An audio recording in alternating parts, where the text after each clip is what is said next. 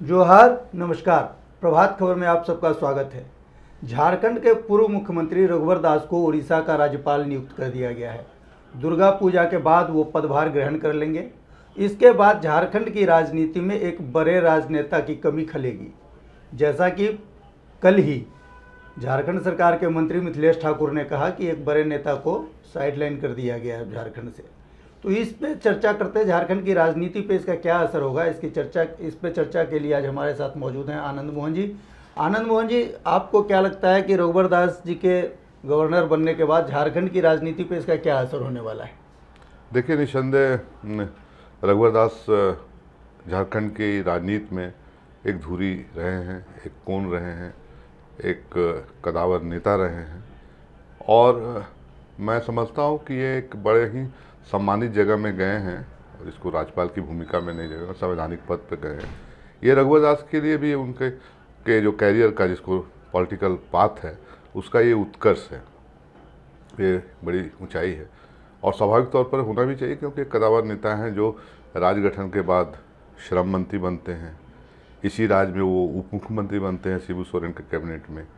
इसी राज्य में वो भाजपा प्रदेश की कमान संभालते हैं।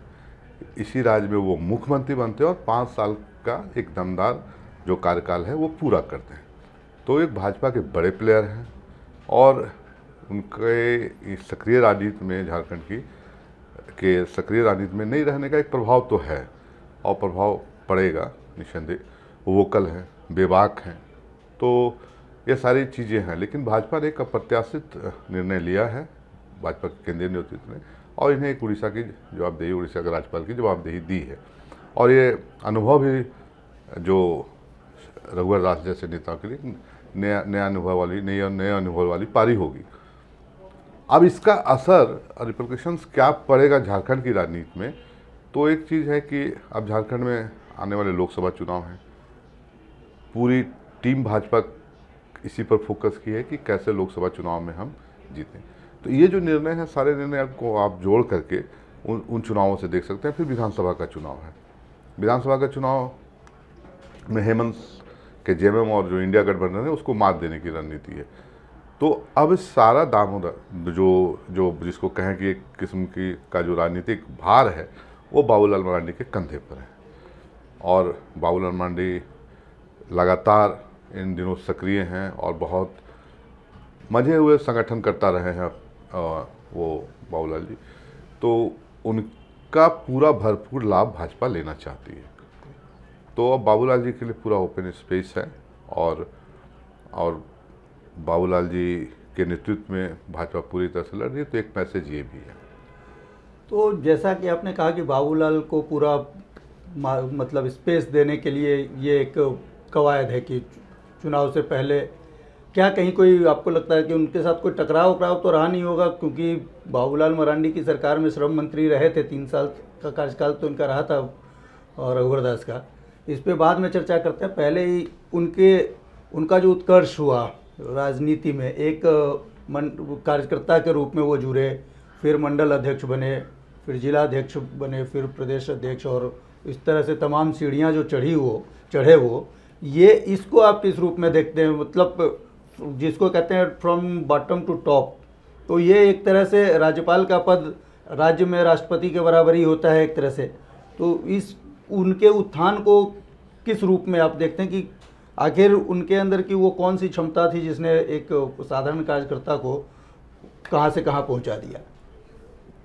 रघुवर दास जी के पूरे करियर को अगर आप देखेंगे तो एक डेडिकेशन उनके अंदर था। वो गजब का डेडिकेशन था।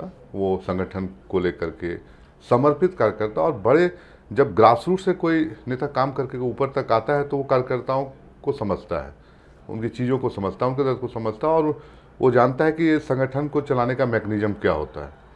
तो जो आदमी मंडल अध्यक्ष रहा हो, जो दीनानाथ पांडे के लिए बूथ पर काम किया हो, जो और मतलब जिसको कहा जाए कि एकदम ज़मीनी स्तर से जुड़ करके कनेक्ट होकर के और एक साधारण कार्यकर्ता की तरह वॉल पोस्टर और वॉल पेंटिंग्स को भी देखना, बूथ में खाना पहुंचा कि उसको भी देखना, और उसका जो डेडिकेशन है और उसका जो प्रतिफल है वो रघुवर दास के पूरे जो मतलब राजनीतिक आवभाव था उसमें वो साफ दिखता था। दूसरा कि वो बेबाक थे, चीज़ों को बड़ी बेबाकी से बोलते हैं राजनीति में, और अस्पष्टवादी भी कहेंगे जिसको, कि जिन आज के नेताओं में जिसकी थोड़ी बहुत कमी है कि अस्पष्टवादिता, वो अस्पष्ट रूप से चीज़ों को बोलते थे। कई बार ये चीज़ें उनके लिए नेगेटिव भी हुई। तो रघुवर दास का, और दूसरा वो पार्टी लाइन के साथ मजबूती से जुड़े रहे पूरे कैरियर में।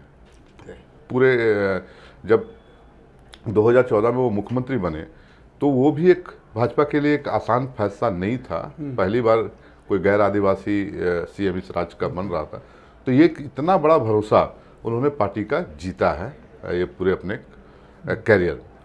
तो उसके पीछे आप कहिए कि उनका समर्पण, उनकी पार्टी के प्रति निष्ठा, और इन सारी चीज़ें हैं जिसको देखते हुए आज इस जगह पर पार्टी ने एक बड़े संवैधानिक जिम्मेवारी रघुवर दास पर सौंपी है।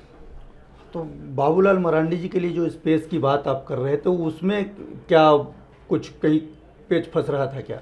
नहीं, ऐसा उसको आप प्रथम दृष्टि आप देख करके चीज़ों को नहीं कह सकते हैं कि चूँकि भाजपा जिस तरह से आज निर्णय ले रही है, केंद्र में बैठा हुआ केंद्रीय नेतृत्व, चाहे मध्य प्रदेश का चुनाव हो, कैबिनेट मंत्रियों को लड़ा देने का मामला हो, सांसदों को विधानसभा का चुनाव लड़ाना हो, तो भाजपा विनिंग टेम्परामेंट के साथ सारी चीज़ों को कर रही है, और एक जिसको कहते हैं कि एक बड़ी रणनीति के साथ काम कर रही है, और पुराने जो मिथ और मान्यता है वो पॉलिटिक्स में भाजपा उन चीज़ों को तोड़ रही है।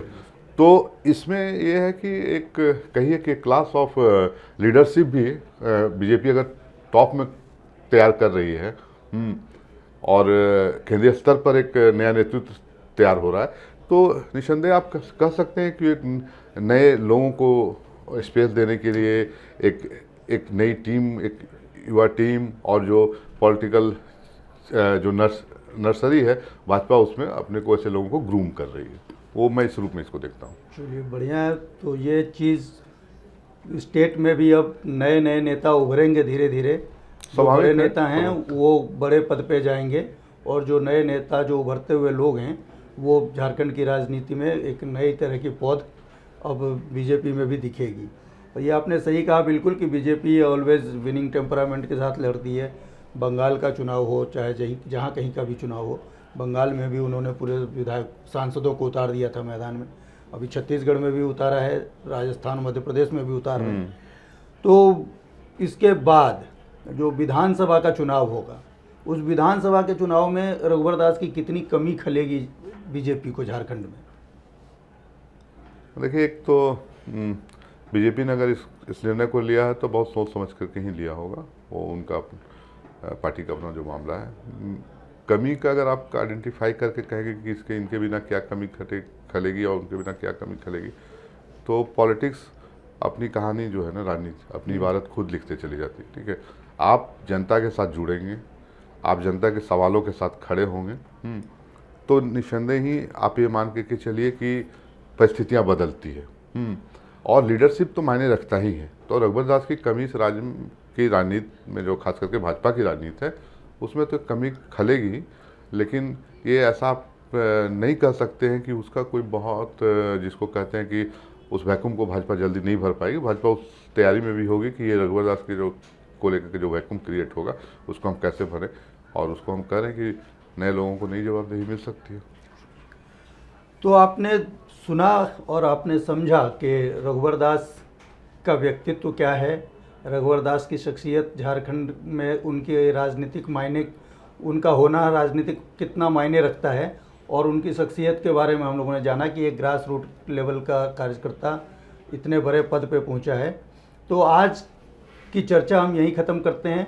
अगले दिन फिर किसी राजनीतिक टॉपिक पे हम आपसे चर्चा करेंगे। तब तक के लिए धन्यवाद। जोहार। प्रभातखबर.com, विश्वास वही, रफ्तार नहीं।